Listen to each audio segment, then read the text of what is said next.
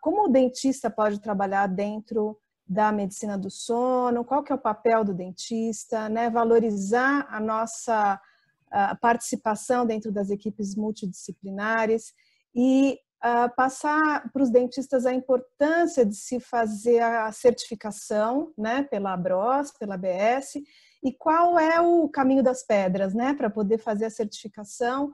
Então, o que o dentista precisa saber, fazer cursos que estejam com uma carga horária e uma programação que atenda esse conhecimento que o dentista deve ter nessa área, né? Então, eu comecei essa aula com esse slide aqui, porque muita gente acha que odontologia do sono é isso. Eu vou mandar fazer um aparelho, o meu laboratório faz um aparelho lá, eu vi na tabela, vou mandar fazer um aparelho e colocar na boca do meu paciente. E muitas vezes o profissional acha que isso é mais uma técnica dentro do consultório dele para ele ter paciente e não sabe exatamente o que está por trás dessa situação toda, né? Então, eu coloquei isso daqui como uma provocação mesmo, porque aí o dentista fica com essa, né? Qual aparelho que eu escolho, né? E muitas vezes ele se depara com as dificuldades e aí sim ele vai buscar fazer um curso e se informar um pouco melhor sobre o assunto, né? Então, na realidade, assim, quando a gente pensa em medicina do sono, em odontologia do sono, a gente tem que pensar do começo, né?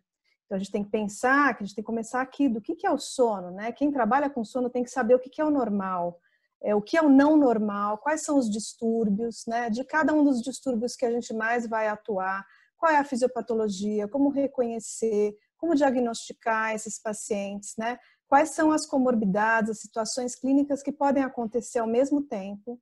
E aí sim, como tratar? Qual o controle que eu posso fazer desses casos? E aí pode ser que entre o aparelho, pode ser que não, né? Algum desses aparelhos que a gente trabalha tanto, né? Pode ser que seja outra indicação de tratamento, de manejo. Então é muito importante a gente conhecer toda essa parte básica antes da gente começar a tratar esses pacientes e a intervir clinicamente, né? Então, eu coloquei aqui essa lista dos principais distúrbios de sono, a Classificação Internacional de Distúrbios de Sono de 2014, que ainda está vigente, relata mais de 60 tipos de distúrbios de sono, né?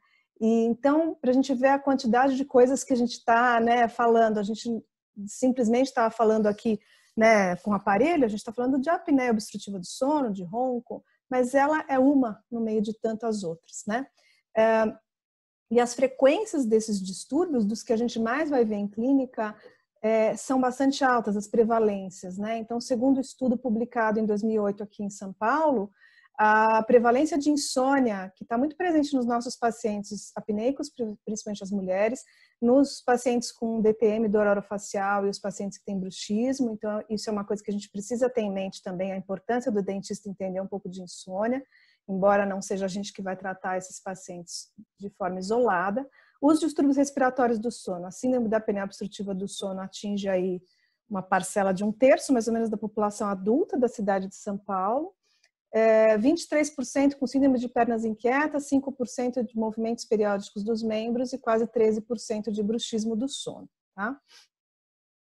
Então, quando a gente pensa nisso tudo, né, como é que a gente começa, né? Da onde a gente começa? Então, se um dentista me perguntar, bom, ok, eu quero começar a atuar nessa área, por onde que eu começo? Tem que entender um pouco, como eu falei, da coisa do sono geral e aí entrar nos distúrbios mais comuns e mais frequentes na clínica odontológica. Mas em primeiro ponto que eu colocaria é reconhecer esses distúrbios de sono e fatores de risco, mesmo naqueles pacientes que não nos procuram com o distúrbio de sono. Aquele paciente que está no seu consultório, que é um seu paciente de rotina, saber se esse paciente tem algum distúrbio de sono, ou se ele tem fator de risco para algum distúrbio de sono, orientar esse paciente, informar e encaminhar o médico para fazer o diagnóstico, né? E como que o dentista vai atuar, então, nesses principais distúrbios? Na apneia obstrutiva do adulto, ele vai atuar tanto no tratamento com aparelho intraoral, como parte da conduta conjunta com o médico, vai monitorar, tratar prováveis efeitos colaterais e acompanhar esse paciente a longo prazo. E também na abordagem com cirurgia ortognática, né, quando é indicado. E na apneia da criança, tanto na prevenção como no tratamento. Então, caso a criança tenha a apneia obstrutiva do sono ou ronco, tratamento com ortodontia, com ortopedia funcional, e na prevenção, promovendo o crescimento dessas estruturas da forma mais adequada possível, né? E também o dentista vai atuar no bruxismo, né? Aqueles dentistas que atuam principalmente na área de dor, mas eu acho que mesmo quem não faz dor, quem não faz a área de DTM, tem que ter um conhecimento mínimo para lidar com esses casos que a gente vai ver que muitas vezes são comórbidos também com a apneia do sono, né? Então, o bruxismo, a DTM, tanto no ponto de vista de diagnóstico, como na avaliação das comorbidades e de controle desse bruxismo, né? E é importante ressaltar que essas situações da apneia do sono, do bruxismo, a gente tem que saber reconhecer as comorbidades que estão associadas a elas. E dentro dessas comorbidades, a gente tem comorbidades médicas, de sono e comorbidades odontológicas também. Então, aqui, quando a gente fala em reconhecimento, como eu falei, aqueles pacientes que eventualmente são nossos pacientes de clínica, perceber e ter um questionário que a gente possa aplicar em clínica para saber qual é a qualidade subjetiva do sono desse paciente, a regularidade de hábitos, como é que está a higiene do sono desse paciente, o horário que ele dorme, se tem uma regularidade de alimentação antes de dormir, né? Horários durante a semana e horários no final de semana, ambiente que essa pessoa dorme, se dorme com televisão ligada, atividade física relacionada ao horário de sono, né? Se isso estimula demais ou se relaxa, são várias coisas que estão associadas, né? Ruídos durante o sono, e aí a gente pode estar falando de ruído de ronco, ruído de apneia, ruído de bruxismo, presença de cochilos, né? Se esses cochilos são cochilos breves ou cochilos muito demorados, normalmente quando se faz cochilos muito demorados em geral está relacionado à privação de sono, né? Não é normal a gente ter sonolência durante o dia se a gente tem um sono de boa qualidade, um sono subjetivamente satisfatório, presença de pesadelos, de sudorese noturna, de noctúria. Se esse paciente tem sintomas ao acordar, então, por exemplo, relatar dor ao acordar, vou dar um exemplo, uma cefaleia ao acordar. Essa cefaleia pode estar relacionada à apneia do sono, à hipóxia, a cefaleia pode estar relacionada a DTM, a bruxismo. Então, isso tudo cabe no nosso diagnóstico e a gente vai ter que reconhecer esses fatores, mesmo que isso não venha como uma queixa inicial, né, desses pacientes. A dificuldade de iniciar o sono, dificuldade de manter o sono, aqui eu não coloquei, mas o despertar precoce também, são fatores relacionados principalmente à insônia e a gente tem que estar com a mente aberta para perceber essas coisas, né? Então aqui, assim, o que a gente mais vai ver na nossa clínica diária são os pacientes com apneia do sono, com bruxismo e com insônia, como eu já relatei anteriormente. Então acho que esses são os principais distúrbios de sono que a gente vai ver na clínica odontológica, embora o dentista que trabalhe com isso tem que ter conhecimento dos outros distúrbios de sono também, tá? Então, os fatores de risco, vamos falar um pouquinho dos fatores de risco da apneia do sono, né? Então, é diferente a apneia do sono da criança e do adulto, claro que a gente não vai ter tempo aqui para falar com detalhes disso, mas a apneia do sono na infância, o carro-chefe, né, o principal, é a hipertrofia de tonsila palatina e adenoide, embora outros fatores de risco possam estar presentes. E no adulto, a gente tem uma coisa multifatorial, então ele aumenta com obesidade, com idade, com gênero, uso de sedativos, obstrução de via aérea, história familiar, macroglossia, hipotonia muscular, menopausa e morfologia crâniofacial, que está relacionado à hipertrofia de tonsila palatina e adenoide na infância, levando a uma morfologia crâniofacial ruim, né, deficitária. Então, aqui eu coloquei uma publicação recente do nosso grupo lá do Canadá, liderado pelo professor Gilles Lavigne, e a gente coloca aqui esse gráfico, né, que dá alguns fatores de risco bem importantes que eu já relatei aqui, mas dividido por alguns fatores e ficou bem interessante e bem didático. Foi publicado esse ano, agora em 2020, na European Journal Dental Education. Então, se alguém quiser, o artigo está bem interessante, bem didático mesmo. Então, a gente divide em Estilo de vida, então o ato de fumar, do álcool, né, o sedentarismo, dormir principalmente na posição supina, comer muito tarde à noite, alimentação mais pesada, né, além de fatores demográficos, como a idade, então ter mais de 50 anos aumenta o risco, ser homem, ter um índice de massa corporal alto, tendo sobrepeso ou obesidade, e a mulher principalmente na pós-menopausa, né? Apesar de que na pré-menopausa algumas já começam a roncar. Os fatores crâniofaciais e características orofaríngeas também, então o pescoço maior, né? Maior circunferência cervical, mandíbula ou maxila retroposicionada, palato longo, adenoide, tonsilas aumentadas, área faríngea ou retrolingual também, aí seria no caso diminuídas, obstrução faríngea ou nasal, palato ogival, arcadas atrésicas, macroglossia, e aí pode ser também a hipotonia muscular, né, que aí as fonos ajudam bastante a gente nisso, além do uso de medicações depressivas como opioides, benzodiazepínicos e barbitúricos, né? Então esses são fatores bastante importantes e que a gente tem que estar atento para observar. Então, o diagnóstico, é importante a gente dizer que o diagnóstico é um diagnóstico médico, onde na consulta, através da história, o médico vai perceber esses fatores que muitas vezes a gente já percebeu, né, na nossa clínica, quando a gente que levanta esses fatores, essas queixas, né? E essas queixas nem sempre são do próprio paciente, às vezes é de quem vive junto. Então, o próprio ronco alto, crônico, incômodo, muitas vezes é relatado pela esposa ou pelo marido do paciente que tem apneia do sono, sufoco, engasgo, despertares, o fato de ter a sonolência excessiva diurna, muita gente acha que é normal, eu ando cansado, eu trabalho muito, eu estou com mais idade, então a pessoa acha que é um pouco de redução da energia ao longo da vida, né? E porque a apneia do sono não é uma coisa aguda, às vezes o paciente vai convivendo com aquela situação e não se dá conta dos sintomas, né?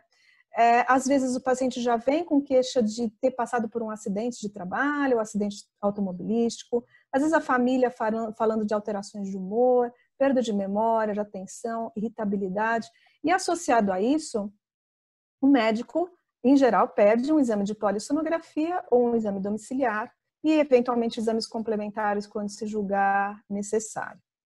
Então, é importante que o dentista que trabalha nessa área conheça um pouco de polissonografia, consiga ver um exame, saber que isso daqui a gente está falando que tem aqui nesse exame, nessa tela, né, a apneia obstrutiva, a apneia mista, que ele saiba que esses eventos eles estão relacionados aos despertares e a baixa na saturação de oxihemoglobina, e que esses pacientes com apneia obstrutiva são os pacientes que eventualmente a gente pode tratar com aparelho intraoral. Mas que os pacientes que têm apneia central, como está nessa outra tela aqui, não são pacientes para a gente tratar, né? Então, tudo isso, quem faz uma formação nessa área recebe toda essa formação necessária, né? E aprender a destrinchar um exame de polissonografia, aprender a ver esses traçados, poder discutir com o médico o relatório, né? Tudo que está sendo observado ali em termos de diagnóstico, isso é muito rico e muito necessário para quem vai tratar esses pacientes. Eu costumo dizer que tem dois tipos de curso, né? Tem o curso informativo e o curso formativo. O curso informativo é aquele que a gente passa o dia e, eu quero mudar de especialidade, eu quero ver se eu gosto de, sei lá, essa área nova aí de preenchimentos, de botox, de estética, harmonização, né? Harmonização orofacial. Eu vou fazer um curso de um dia para passar por algumas palestras, ver se eu gosto. Isso é informativo, não dá para a pessoa sair fazendo, assim como não dá para fazer um curso de sono e sair tratando os pacientes no mesmo dia, no dia seguinte. E o curso formativo são esses cursos mais longos, né? Que realmente a gente dá uma condição da pessoa aprender e se aprofundar no assunto. E aí, falando um pouquinho do bruxismo, né? Os fatores de bruxismo na infância e no adulto, eles são diferentes também. Na infância, está muito relacionada à hipertrofia de tonsila palatina e adenoide, então a gente vê que é um fator de risco que está associado tanto à apneia do sono na infância como ao bruxismo, né? A quadros alérgicos, respiratórios.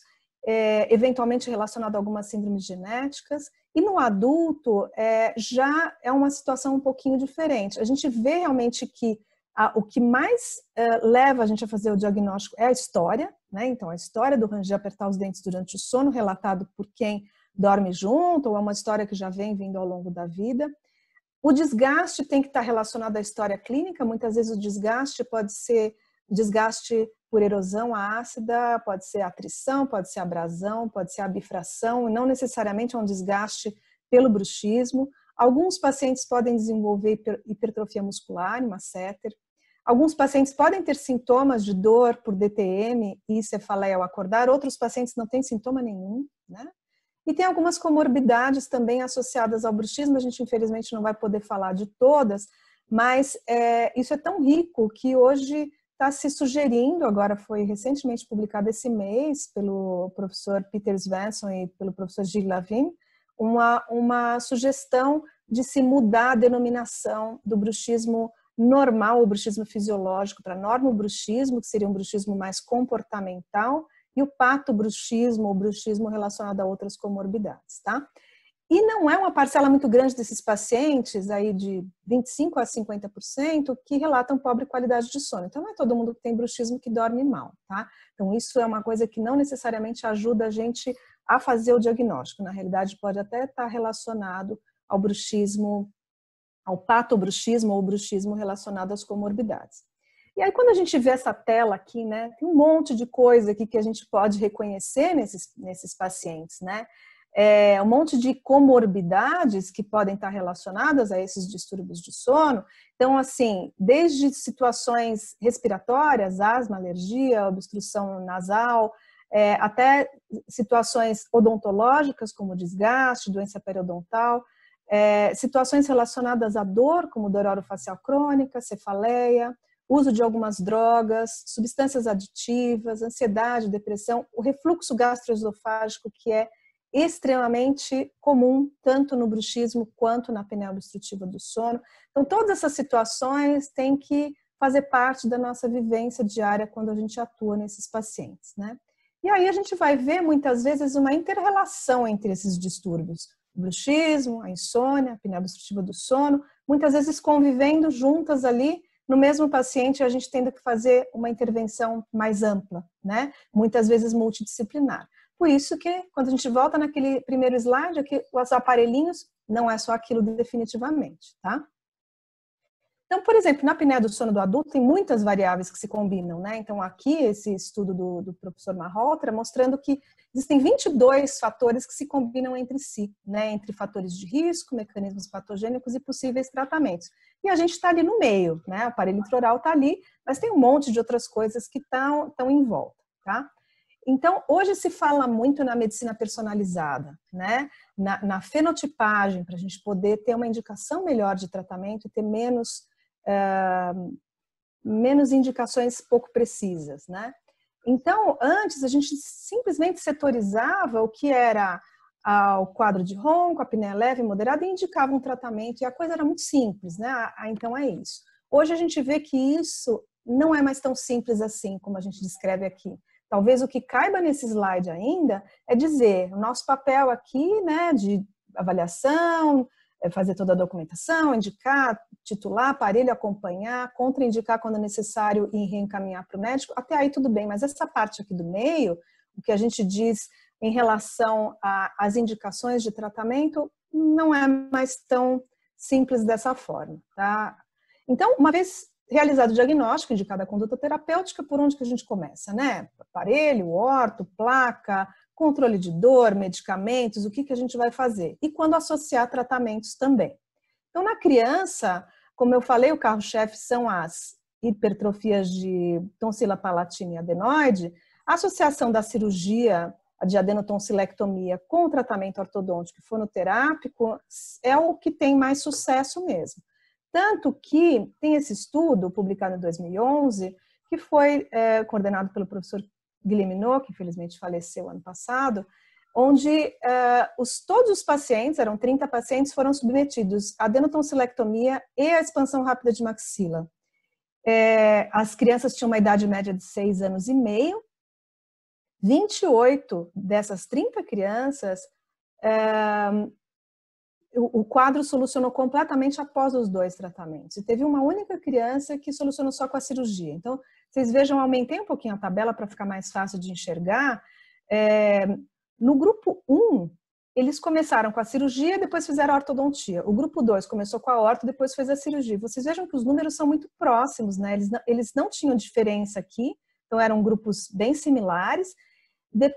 O primeiro grupo, depois de feita a cirurgia, reduziu bastante e praticamente zerou quando fez o segundo tratamento. E o segundo grupo foi a mesma coisa. Então, o comportamento dos 2 tratamentos associados é muito parecido.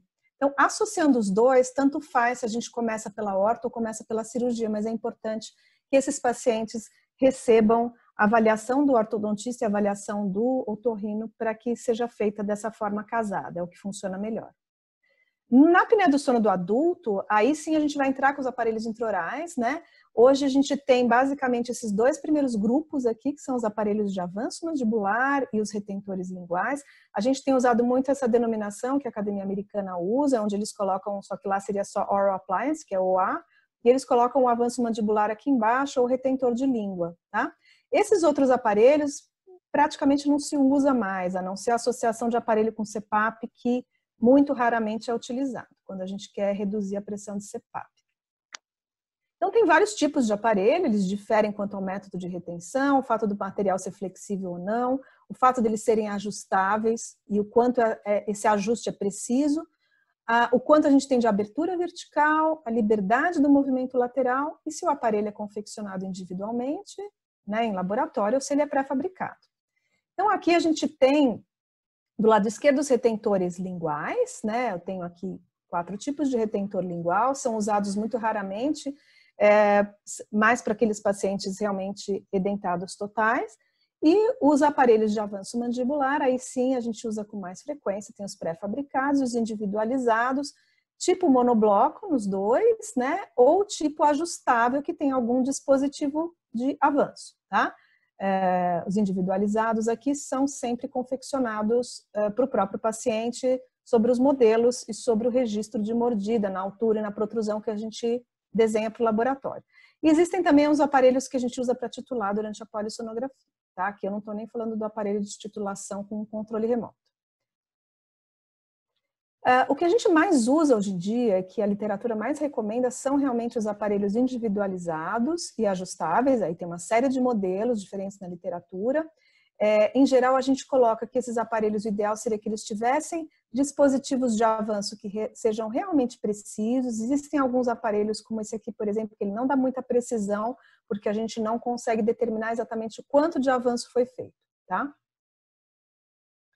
E essa publicação, que saiu em 2015 pela Academia Americana de Odontologia do Sono, eles fizeram um guia prático, né? Foi um guia feito tanto pela Academia Americana de Odontologia do Sono como pela Academia Médica, né? Onde se descreve todos os, até 2015, até aquela época, toda a literatura com revisão sistemática de todos os desfechos, né, relacionados ao tratamento. Então, são 6 os guidelines que eles colocam, né, nas conclusões. Eu coloquei 3 aqui para a gente discutir, que são bem importantes, onde eles dizem o seguinte: quando o aparelho for prescrito pelo médico, eles sugerem que um dentista qualificado use um aparelho titulado, customizado, ao invés de aparelhos pré-fabricados. Então, 2 coisas eu quero chamar a atenção. Primeiro, um dentista qualificado, a gente quer dizer o seguinte: em odontologia não existe essa área dentro da graduação, infelizmente. Então, o dentista qualificado é o dentista que vai buscar o conhecimento na área, né? E por que um aparelho titulado, customizado? Porque a literatura mostra que a titulação ela permite um maior nível de protrusão e uma maior estabilidade nessa protrusão, e a individualização do aparelho permite uma melhor retenção. Então, os 2 fatores permitem que o aparelho tenha uma melhor eficácia, tá? Por isso que realmente não é só uma questão de preferência da gente trabalhar sobre um tipo de aparelho sobre outro, mas sim sempre trabalhar com aparelhos individualizados ajustáveis, a não ser numa urgência, né? Recomenda-se que o médico considere o aparelho intraoral, ao invés de não indicar esse tratamento, para adultos com apneia obstrutiva do sono que sejam intolerantes ao CPAP ou que prefiram terapia alternativa. Aqui é importante citar que os guidelines anteriores sempre davam a descrição de tratamento pela gravidade, indicar só nos casos mais leves. Hoje, essa abrangência de indicação ela está mais aberta, né? Ela permite que a gente indique, inclusive, para aqueles casos moderados e graves, desde que bem indicados. E hoje, com a fenotipagem, a gente está conseguindo indicar melhor, independente da gravidade, né? E uma outra conclusão que eles colocam é que sugerimos que dentistas qualificados acompanhem a terapia com aparelho intraoral em pacientes com apneia do sono para avaliar efeitos colaterais dentários e reduzir a sua incidência. Então, a importância da gente não só colocar o aparelho, mas promover um acompanhamento desses pacientes, tá? Então, aqui, esse slide mostrando do professor Lavigne, do livro do Krieger, a comparação do CPAP com o aparelho intraoral, em vários estudos, a gente mostra que realmente o CPAP, em termos de redução do índice de apneia e hipopneia, ele é 3 cruzes, né? O aparelho intraoral, 1 cruz. Por que isso? Porque a gente observa que o CPAP, ele realmente consegue, a maioria dos estudos, diminuir aí abaixo de 5, que o aparelho intraoral às vezes ainda fica um quadro residual, tá? Então, se a gente comparar um tratamento com o outro, a gente observa que realmente o CPAP ele tem uma eficácia maior, né? Ele tem um controle de sintomas maior e benefícios à saúde, mas ele tem um problema muito grande que é em relação à tolerância, adesão, aceitação por parte do paciente e por parte do acompanhante ou por parte da família, né? Então, a indicação de CPAP tem essa restrição, muitas vezes o paciente não quer nem tentar o tratamento. E aí cabe ao profissional, não só a gente, mas ao médico, fisioterapeuta, quem estiver trabalhando junto, aqueles casos realmente bastante graves, que desaturam muito, às vezes o paciente obeso, que a gente já sabe que são fatores que o aparelho intraoral não tem um bom resultado, uma boa eficácia, que a gente insista para que o paciente pelo menos tente o tratamento com CPAP, né? Faça um teste terapêutico.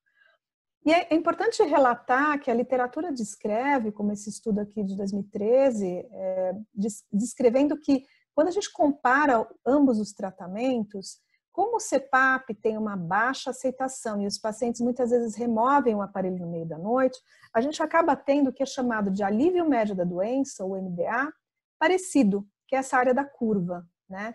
Ou seja, aqui no eixo, acho que aqui é X, né? Aqui é Y, se não me engano, no eixo X, que seria a porcentagem de adesão, é em torno de 56%, enquanto o aparelho intraoral é em torno de 91%. No entanto, como a eficácia na polissonografia do CPAP é maior do que a do aparelho, a gente acaba tendo uma área na curva muito parecida.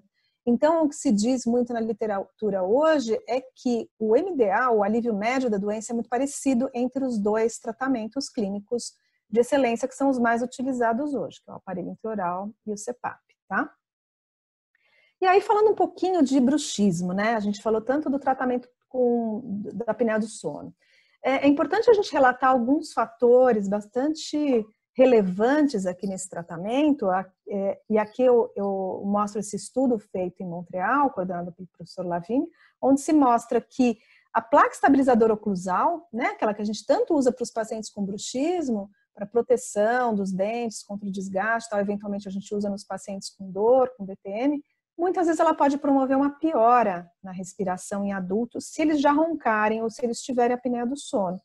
Então, a gente pode observar aqui que alguns pacientes realmente têm uma piora no índice de apneia e hipopneia com essa placa, tá? Então, isso é um cuidado que tem que se ter na indicação desse tratamento. Então, a gente pode ver aqui que alguns pacientes piora 20%, outros piora até 50%, tá?